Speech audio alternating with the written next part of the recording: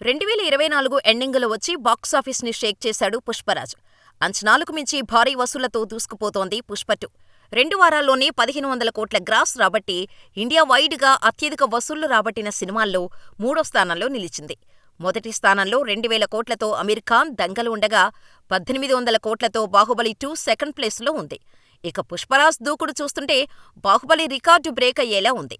కానీ ఈ ఇయర్లో అత్యధిక వసూలు సాధించిన సినిమాగా పుష్ప2 రికార్డు క్రియేట్ చేసింది.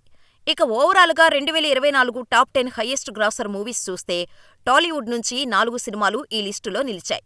అందులో టాప్ 2లో తెలుగు సినిమాలే ఉండటం విశేషం. అల్లు అర్జున్ పుష్ప2 1500 కోట్లు రాబట్టగా, 1200 కోట్లు రాబట్టిన ప్రభాస్ కల్కి 2898 ఏడీ సెకండ్ ప్లేస్లో నిలిచింది. ఇక పుష్ప2 కల్కి తర్వాత ఈ ఏడాది అత్యధిక కలెక్షన్లు సాధించిన చిత్రంగా స్త్రీ2 నిలిచింది.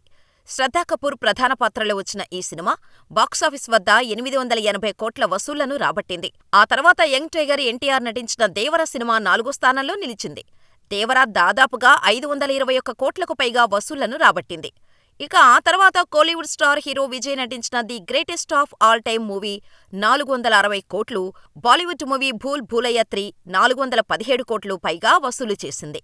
అలాగే బాలీవుడ్ హీరో అజయ్ దేవగన్ నటించిన సింగం అగైన్ 398 కోట్లు వసూళ్లను నమోదు చేసింది. ఆ తర్వాత హనుమాన్ 350 కోట్లు, అమరన్ 320 కోట్లు, ఫైటర్ 300 కోట్లకు పైగా వసూలు చేసి టాప్ 10లో నిలిచాయి.